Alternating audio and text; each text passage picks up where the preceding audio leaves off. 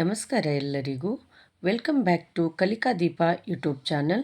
ಆತ್ಮೀಯರೇ, ಇಂದಿನ ವಿಡಿಯೋದಲ್ಲಿ ನಾವು 6ನೇ ತರಗತಿ ಗಣಿತ ಪ್ರಕಾಶ ಭಾಗ 2ರ ಮೊದಲ ಅಧ್ಯಾಯ ಸುತ್ತಳತೆ ಮತ್ತು ವಿಸ್ತೀರ್ಣ ಈ ಪಾಠದ ಪುಟ ಸಂಖ್ಯೆ 20ರಲ್ಲಿರುವಂತಹ ಎಲ್ಲ ಲೆಕ್ಕಗಳನ್ನು ಬಿಡಿಸ್ತಾ ಹೋಗೋಣ. ಮೊದಲನೇ ಪ್ರಶ್ನೆ, 5 ಮೀಟರ್ ಇಂಟು 10 ಮೀಟರ್ ಮತ್ತು 2 ಮೀಟರ್ ಇಂಟು 7 ಮೀಟರ್ ಅಳತೆಗಳನ್ನು ಹೊಂದಿರುವ ಈ ಎರಡೂ ಆಯತಗಳ ವಿಸ್ತೀರ್ಣಗಳ ಮೊತ್ತಕ್ಕೆ ಸಮನಾಗಿರುವ ಆಯತದ ಅಳತೆಗಳನ್ನು ಕಂಡುಹಿಡಿಯಿರಿ. ಅಂದರೆ ಇದು ಒಂದು ಆಯತದ ಅಳತೆ, ಇದು ಮತ್ತೊಂದು ಆಯತದ ಅಳತೆಗಳನ್ನು ಕೊಟ್ಟಿದ್ದಾರೆ.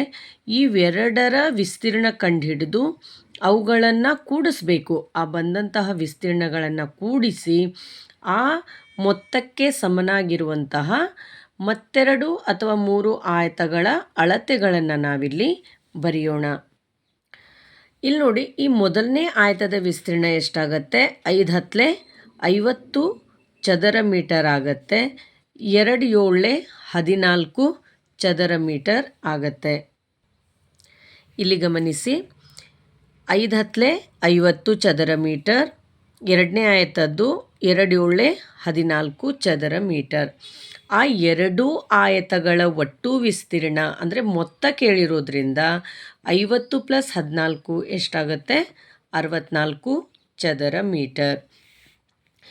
ಈ 64 ಚದರ ಮೀಟರ್ಗೆ ಸಮನಾಗಿರುವಂತಹ ಆಯತಗಳ ಅಳತೆ ಅಂತಂದರೆ ಉದ್ದ 8 ಮೀಟರ್, ಅಗಲ 8 ಮೀಟರ್, 8 ಎಂಟ್ಲೆ 64 ಆಗುತ್ತೆ.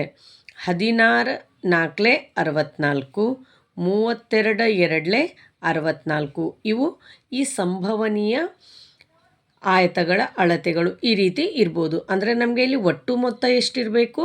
64. ಹಾಗಾದರೆ ಇಲ್ಲಿ ನಾವು ಬರೆದಂತಹ ಈ ಆಯತಗಳ ಅಳತೆ ಅಂದರೆ ಇವುಗಳ ವಿಸ್ತೀರ್ಣ ಎಷ್ಟಾಗಬೇಕು ಅಂದರೆ 64 ಚದರ ಮೀಟರ್ ಆಗಬೇಕು. ದಯವಿಟ್ಟು ಇದು ಒಂದು ಸಾರಿ ಹೇಳಿದರೆ ಅರ್ಥ ಆಗಲ್ಲ. ದಯವಿಟ್ಟು ಇದನ್ನು ಪಾಸ್ ಮಾಡಿ ನೀವೇ ಬಿಡಿಸಿ ಮತ್ತು ರಿಪೀಟಾಗಿ ಕೇಳಿ. 2-3 ಸಾರಿ ಕೇಳಿದರೆ ನಿಮಗೆ ಖಂಡಿತವಾಗಲೂ ಈ ಪ್ರಶ್ನೆಗೆ ಈ ಉತ್ತರ ಅರ್ಥ ಆಗತ್ತೆ. ಎರಡನೇ ಪ್ರಶ್ನೆ, 50 ಮೀಟರ್ ಉದ್ದವಿರುವ ಆಯತಾಕಾರದ ಉದ್ಯಾನವನದ ವಿಸ್ತೀರ್ಣ 1000 ಚದರ ಮೀಟರ್ ಆಗಿದೆ. ಉದ್ಯಾನವನದ ಅಗಲವನ್ನು ಕಂಡುಹಿಡಿಯಿರಿ. ಇಲ್ಲಿ ನಮಗೆ ಒಂದು ಆಯತಾಕಾರದ ಉದ್ಯಾನವನದ ವಿಸ್ತೀರ್ಣ ಕೊಟ್ಟಿದ್ದಾರೆ. ಅದು 1000 ಚದರ ಮೀಟರ್ ಇದೆ.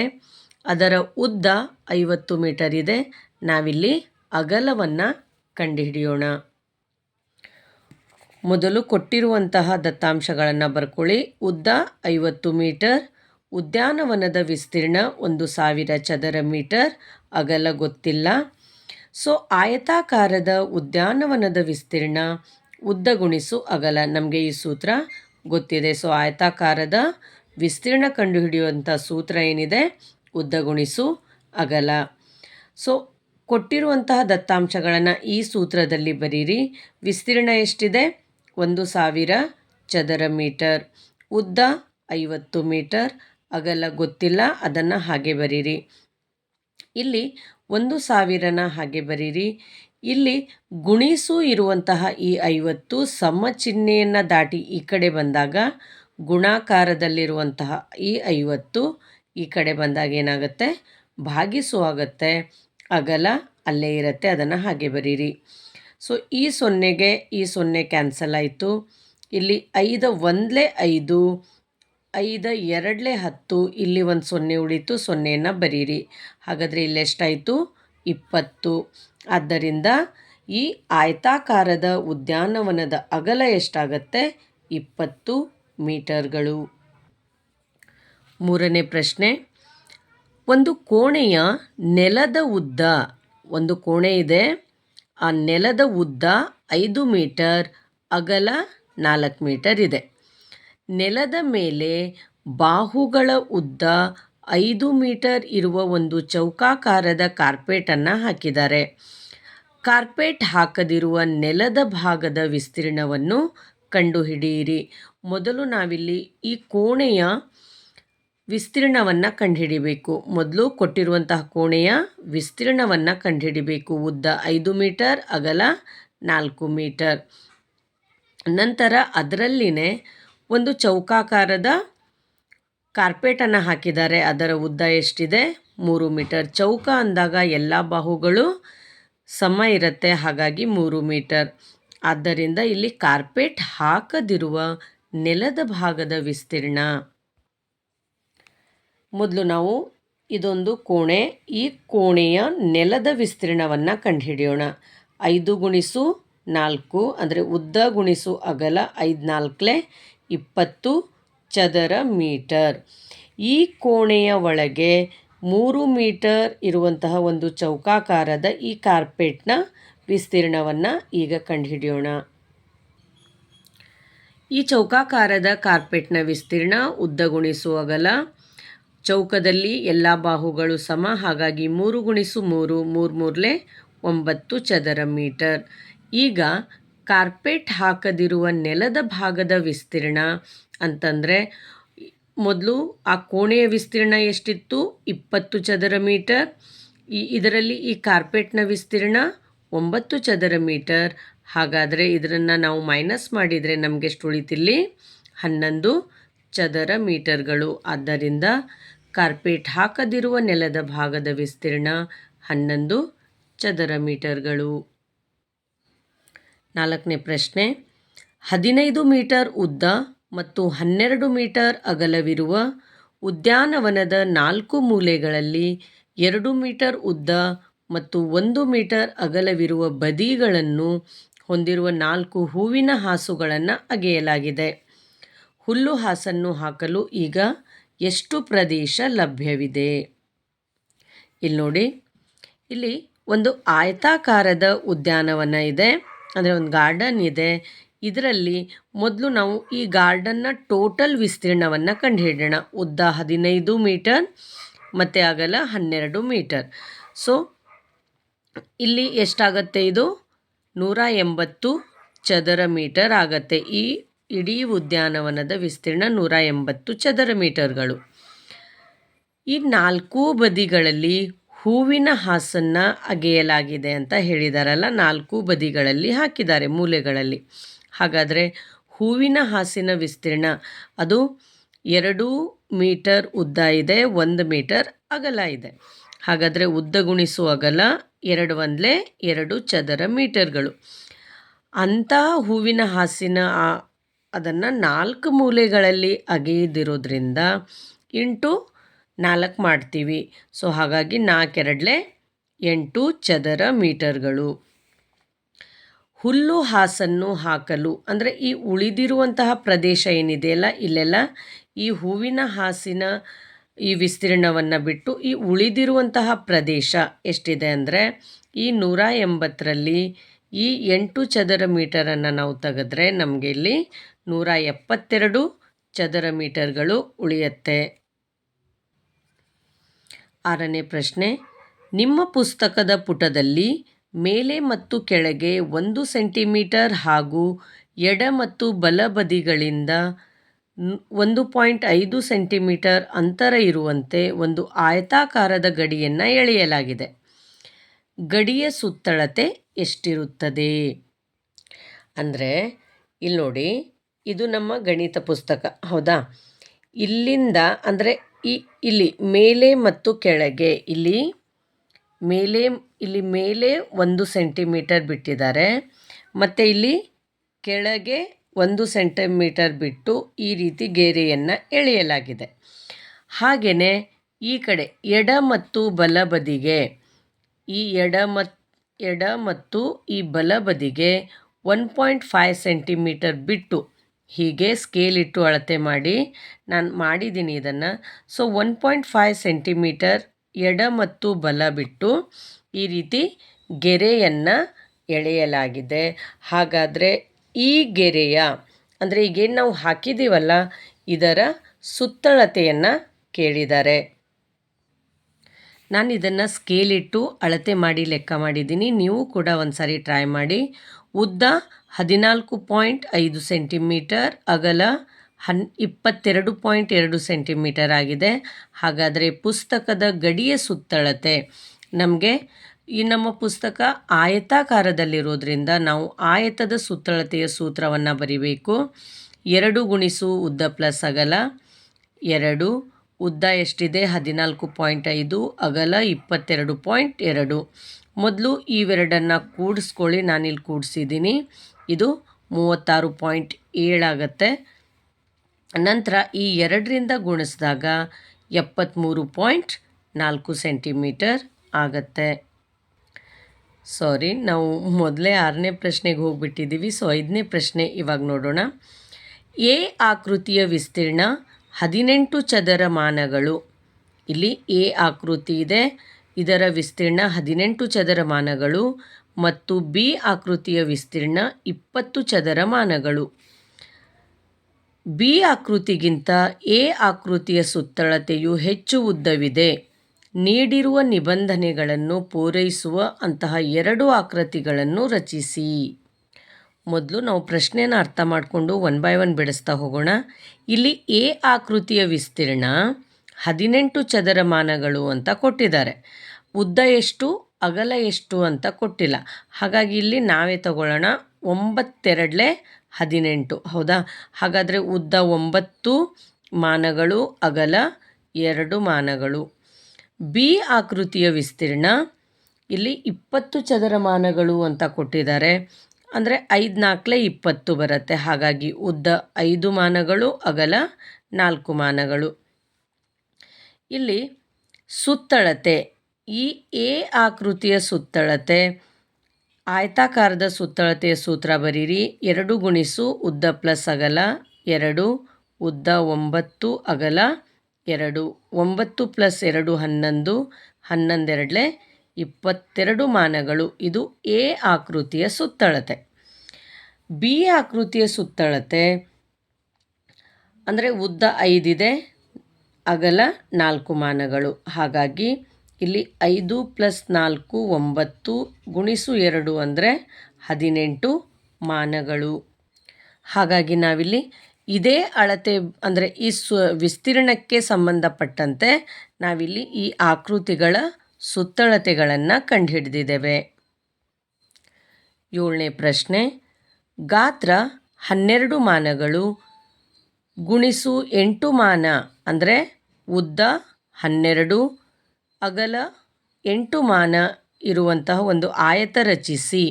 ಇದರೊಳಗೆ ನಿಖರವಾಗಿ ಅರ್ಧದಷ್ಟು ವಿಸ್ತೀರ್ಣವನ್ನು ಆಕ್ರಮಿಸುವ ಹಾಗೂ ಹೊರಗಿನ ಆಯತವನ್ನು ಸ್ಪರ್ಶಿಸದಂತೆ ಮತ್ತೊಂದು ಆಯತವನ್ನು ರಚಿಸಿ.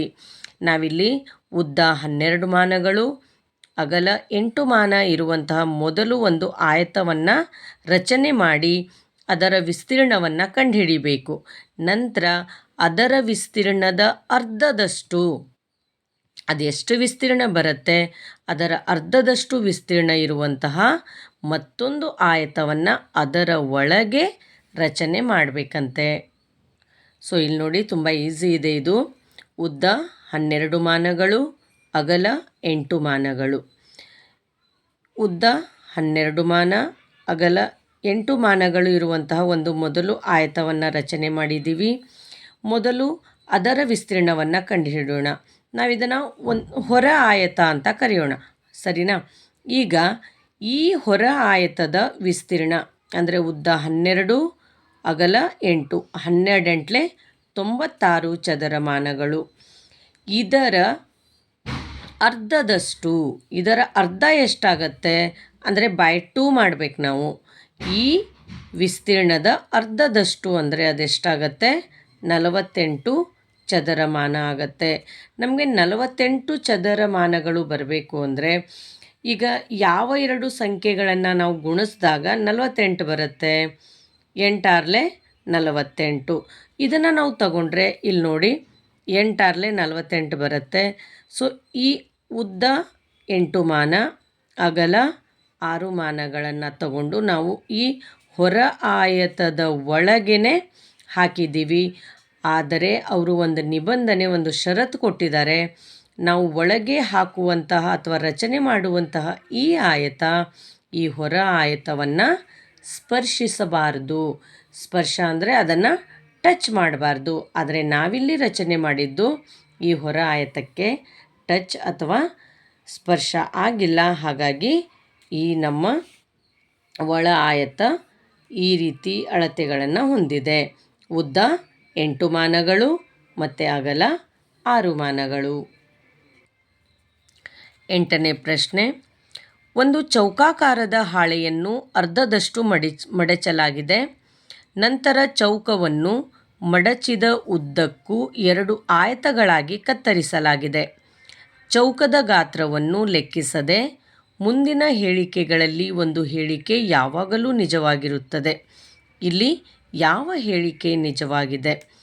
ಮೊದಲನೇ ಹೇಳಿಕೆ, ಪ್ರತಿ ಆಯತದ ವಿಸ್ತೀರ್ಣವು ಚೌಕದ ವಿಸ್ತೀರ್ಣಕ್ಕಿಂತ ದೊಡ್ಡದಾಗಿರುತ್ತದೆ.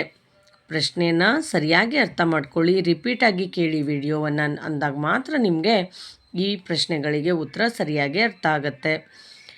ಪ್ರತಿ ಆಯತದ ವಿಸ್ತೀರ್ಣವು ಅಂದರೆ ಆ 2 ಆಯತಗಳ ವಿಸ್ತೀರ್ಣವು ಚೌಕದ ವಿಸ್ತೀರ್ಣಕ್ಕಿಂತ ದೊಡ್ಡದಾಗಿರುತ್ತದೆ. ಇದು ತಪ್ಪು. ಹೇಗೆ ಅಂತ ನೋಡೋಣ. ಇಲ್ಲಿ ನೋಡಿ, ಈ ಒಂದು ಚೌಕ ಇದೆ. ಫಾರ್ ಎಕ್ಸಾಂಪಲ್ ಇದರ ಉದ್ದ 8 ಸೆಂಟಿಮೀಟರ್ ಅಂದರೆ ಇಲ್ಲಿ ಎಲ್ಲ ಬಾಹುಗಳು ಕೂಡ 8 ಸೆಂಟಿಮೀಟರನ್ನೇ ಹೊಂದಿರುತ್ತೆ, ನಮಗೆ ಗೊತ್ತಿದೆ. ಈ ಚೌಕವನ್ನು ನಾವು ಈ ರೀತಿ ಮಧ್ಯಭಾಗದಲ್ಲಿ ಮಡಚಿದಾಗ ಇಲ್ಲಿ ನಮಗೆ 2 ಆಯತಗಳು ಸಿಗತ್ತೆ. ಈ ರೀತಿ 2 ಆಯತಗಳು ಸಿಕ್ಕಾಗ ಇಲ್ಲಿ ಉದ್ದ ಒಂದೇ ಇರುತ್ತಾ? ಹೌದಾ? ಹಾಗಾದರೆ ಉದ್ದ 8, ಇಲ್ಲಿ 8 ಇದೆ, ಹಾಗಾದರೆ ಇಲ್ಲೂ ಕೂಡ 8 ಇರುತ್ತೆ. ನಾವು ಮಧ್ಯಭಾಗದಲ್ಲಿ ಸರಿಯಾಗಿ ಮಡಚಿರೋದ್ರಿಂದ ಈ 8 ಸೆಂಟಿಮೀಟರ್ ಇದ್ದಂತಹ ಈ ಬಾಹು ಏನಾಗುತ್ತೆ, 4 ಸೆಂಟಿಮೀಟರ್ ಆಗಿ ಭಾಗ ಆಗುತ್ತೆ. ಹಾಗಾದರೆ ಅವರೇನು ಹೇಳಿದ್ದಾರೆ, 2 ಈ ಪ್ರತಿ ಆಯತದ ವಿಸ್ತೀರ್ಣ ಚೌಕದ ವಿಸ್ತೀರ್ಣಕ್ಕಿಂತ ದೊಡ್ಡದಾಗಿರುತ್ತೆ ಅಂತ ಹೇಳಿದ್ದಾರೆ. ಅಂದರೆ ಈ ಆಯತದ ವಿಸ್ತೀರ್ಣ ಮತ್ತು ಈ ಆಯತದ ವಿಸ್ತೀರ್ಣ, ಈ ಪ್ರತಿಯೊಂದು ಆಯತದ ವಿಸ್ತೀರ್ಣಕ್ಕಿಂತ ಅಂದರೆ ಇದಕ್ಕಿಂತ ಇವು ದೊಡ್ಡದಾಗಿರುತ್ತೆ ಅಂತ ಹೇಗೆ ಸಾಧ್ಯ? ಯಾಕೆಂದರೆ ಈ ಚೌಕದಿಂದಲೇ ನಾವು ಈ ಆಯತಗಳನ್ನು ಮಾಡಿರೋದ್ರಿಂದ ಈ ಒಂದು ಆಯತದ ವಿಸ್ತೀರ್ಣ ಈ ಚೌಕಕ್ಕಿಂತ ದೊಡ್ಡದಾಗಿರುತ್ತೆ ಅಂದರೆ ಅದು ತಪ್ಪು. ಇಲ್ಲಿ ನೋಡಿ, ನಾನು ಮಾಡಿದ್ದೀನಿ. ಹೇಗೆ ಅಂದರೆ, ಚೌಕದ ವಿಸ್ತೀರ್ಣ 8 64 ಚದರ ಸೆಂಟಿಮೀಟರ್ ಇದೆ. ಒಂದನೇ ಆಯತ, ಈ A1 ಆಯತದ ವಿಸ್ತೀರ್ಣ 32 ಚದರ ಸೆಂಟಿಮೀಟರ್. A2 ಆಯತದ ವಿಸ್ತೀರ್ಣ 32 ಚದರ ಸೆಂಟಿಮೀಟರ್. ಇಲ್ಲಿ ನೋಡಿ, A1 ಆಯತದ್ದು 32 ಇದೆ. ಅವರೇನು ಹೇಳಿದ್ದಾರೆ, ಈ ಒಂದು ಆಯತ ಈ ಚೌಕಕ್ಕಿಂತ ದೊಡ್ಡದು. ಹಾಗಾದರೆ ತಪ್ಪಲ್ವಾ? ಹಾಗಾದರೆ ಈ ಮೊದಲನೇ ಹೇಳಿಕೆ ತಪ್ಪು. ನೀವಿದನ್ನು ನಿಮ್ಮ ನೋಟ್ ಪುಸ್ತಕದಲ್ಲಿ ಜಸ್ಟ್ ತಪ್ಪು ಅಂತ ಬರ್ಕೊಳ್ಳಿ. ನೀವು ಇದನ್ನು ನಾನು ಯಾಕೆ ಮಾಡಿದ್ದೀನಿ ಅಂದರೆ ನಿಮಗೆ ಅರ್ಥ ಆಗಲಿ ಅನ್ನೋಕ್ಕೋಸ್ಕರ ನಾನಿಲ್ಲಿ ಮಾಡಿದ್ದೀನಿ. ಆದರೆ ನೀವು ನಿಮ್ಮ ನೋಟ್ ಪುಸ್ತಕದಲ್ಲಿ ಈ ರೀತಿ ತಪ್ಪು ಅಂತ ಬರ್ಕೊಂಡ್ರೆ ಸಾಕು. ಚೌಕದ ಸುತ್ತಳತೆಯು 2 ಆಯತಗಳ ಸುತ್ತಳತೆಗಳ ಮೊತ್ತಕ್ಕಿಂತ ಹೆಚ್ಚಾಗಿರುತ್ತದೆ. ಈ ಹೇಳಿಕೆ ಸಹ ತಪ್ಪು. ಹೇಗೆ ಅಂತ ನೋಡೋಣ. ಇಲ್ಲಿ ನೋಡಿ, ಚೌಕದ ಸುತ್ತಳತೆ ಕಂಡುಹಿಡಿಯುವಂಥ ಸೂತ್ರ 4 ಗುಣಿಸು ಬಾಹು. ಸೊ 4 8 32 ಸೆಂಟಿಮೀಟರ್ ಆಯಿತು. ಒಂದನೇ ಆಯತದ ಸುತ್ತಳತೆ 24 ಸೆಂಟಿಮೀಟರ್, ಎರಡನೇ ಆಯತದ ಸುತ್ತಳತೆ 24 ಸೆಂಟಿಮೀಟರ್. ಅವರೇನು ಹೇಳಿದ್ದಾರೆ, ಈ 2 ಆಯತಗಳ ಸುತ್ತಳತೆಗಳನ್ನು ಕೂಡಿಸಿದ್ರೆ ಅದಕ್ಕಿಂತನೂ ಈ ಎ ಚೌಕದ ಸುತ್ತಳತೆ ಹೆಚ್ಚಾಗಿದೆ ಅಂತ ಹೇಳಿದ್ದಾರೆ. ಇಲ್ಲೇ ನೋಡಿ, ಇವೆರಡನ್ನು ಕೂಡಿಸಿದರೆ 48 ಸೆಂಟಿಮೀಟರ್ ಬರುತ್ತೆ. ಆದರೆ ಚೌಕದ ಸುತ್ತಳತೆ 32 ಸೆಂಟಿಮೀಟರ್ ಇದೆ. ಅಂದರೆ ಇವೆರಡರ ಸುತ್ತಳತೆಕ್ಕಿಂತ ಈ ಸುತ್ತಳತೆ ಕಡಿಮೆ. ಅವರೇನು ಹೇಳಿದ್ದಾರೆ, ಈ ಸುತ್ತಳತೆ ಹೆಚ್ಚು ಅಂತ ಹೇಳಿದ್ದಾರೆ. ಹಾಗಾಗಿ ಈ ಹೇಳಿಕೆ ಸಹ ತಪ್ಪು. ಸಿ ನೋಡಿ, 2 ಆಯತಗಳ ಸುತ್ತಳತೆಗಳ ಮೊತ್ತ. 2 ಆಯತಗಳ ಸುತ್ತಳತೆಗಳ ಮೊತ್ತವು ಯಾವಾಗಲೂ ಚೌಕದ ಸುತ್ತಳತೆಯ 1/2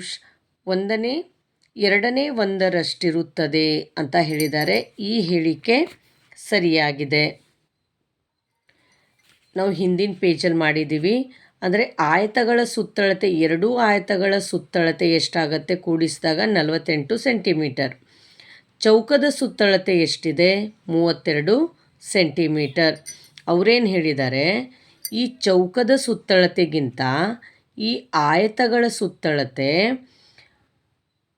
1/2 ಹೆಚ್ಚು. ಅಂದರೆ ಈ ಆಯತಗಳ ಸುತ್ತಳತೆನೇ ಹೆಚ್ಚು ಅಂತ ಹೇಳಿದ್ದಾರೆ. ಅಂದರೆ ಇಲ್ಲಿ ನೋಡಿ ಎಷ್ಟು ಹೆಚ್ಚು ಹಾಗಾದರೆ 2 × 1 + 1 ಅಂದರೆ 3/2 ಆಗುತ್ತೆ. ಅಂದರೆ ಆಯತದ ಸುತ್ತಳತೆ 32 ಇದೆ. ಅದು ಎಷ್ಟು ಹೆಚ್ಚಿದೆ ಅಂದರೆ 3/2 ಅಂದರೆ ಇದು 48. ಅದರ 1.5 ಪಟ್ಟಷ್ಟು ಹೆಚ್ಚಿದೆ. ಯಾವುದು? ಈ ಆಯತಗಳ ಸುತ್ತಳತೆ ಈ ಚೌಕದ ಸುತ್ತಳತೆಗಿಂತ 1.5 ಪಟ್ಟಷ್ಟು ಹೆಚ್ಚಾಗಿದೆ. ಈ ಹೇಳಿಕೆ ಸರಿಯಾಗಿದೆ.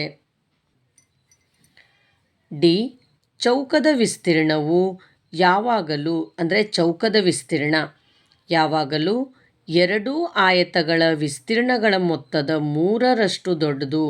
ಅವರೇನು ಹೇಳಿದ್ದಾರೆ, ಈ ಚೌಕದ ವಿಸ್ತೀರ್ಣ ಇದೆ ಅಲ್ವಾ, ನಾವು ಮಾಡಿದಂತಹ ಎರಡೂ ಆಯತಗಳ ವಿಸ್ತೀರ್ಣದ 3ರಷ್ಟು ದೊಡ್ಡದು ಅಂತ ಹೇಳಿದ್ದಾರೆ. ಈ ಹೇಳಿಕೆ ಸಹ ತಪ್ಪು. ಅದು ಹೇಗೆ ಸಾಧ್ಯ? ಇಲ್ಲಿ ನೋಡಿ, ಇದರ ವಿಸ್ತೀರ್ಣ 64, ಇದರ ವಿಸ್ತೀರ್ಣ 32 ಚದರ ಸೆಂಟಿಮೀಟರ್, ಇದರದ್ದು 32. ಇವೆರಡಕ್ಕಿಂತ ಇದು 3 ಪಟ್ಟು ಹೇಗೆ ಮಾಡಲಿಕ್ಕೆ ಸಾಧ್ಯ? ಹೇಗಾಗ್ಲಿಕ್ಕೆ ಸಾಧ್ಯ? ಹೌದಾ? ಯಾಕೆಂದರೆ ನಾವು ಈ ಚೌಕದಿಂದಲೇ ಈ ಎರಡೂ ಆಯತಗಳನ್ನು ಮಾಡಿರೋದ್ರಿಂದ ಈ ಎರಡರ ವಿಸ್ತೀರ್ಣ ಈ ಒಂದರ ವಿಸ್ತೀರ್ಣಕ್ಕೆ ಸಮನಾಗಿರುತ್ತೆ. ಅವರೇನು ಕೊಟ್ಟಿದ್ದಾರೆ, ಇದು 3ರಷ್ಟು ದೊಡ್ಡದಾಗಿದೆ ಅಂತ ಹೇಳಿದ್ದಾರೆ. ಆದ್ದರಿಂದ ಈ ಹೇಳಿಕೆ ಸಹ ತಪ್ಪು. ಆತ್ಮೀಯರೇ, ಈ ವಿಡಿಯೋಗಳು ನಿಮಗೆ ಕೇವಲ 6ನೇ ತರಗತಿಗಲ್ಲದೆ ಅಲ್ಲದೆ ಕರ್ನಾಟಕ TET GPSTR ಮುಂತಾದಂತಹ ಕಾಂಪಿಟೇಟಿವ್ ಎಕ್ಸಾಮ್ಗಳಿಗೂ ಸಹ ಹೆಲ್ಪ್ ಆಗೋದ್ರಿಂದ ನಿಮ್ಗೆ ಯಾರಿಗಾದರೂ ಅದರ ಅವಶ್ಯಕತೆ ಇದ್ದರೆ ಅವ್ರಿಗೆ ಶೇರ್ ಮಾಡಿ. ದಯವಿಟ್ಟು ನಮ್ಮ ಚಾನಲನ್ನು ಸಬ್ಸ್ಕ್ರೈಬ್ ಮಾಡಿ, ಇಷ್ಟ ಆದರೆ ಲೈಕ್ ಮಾಡಿ ಅಂತ ಹೇಳ್ತಾ ಸಿಗೋಣ ಮುಂದಿನ ವಿಡಿಯೋದಲ್ಲಿ. ಧನ್ಯವಾದಗಳು.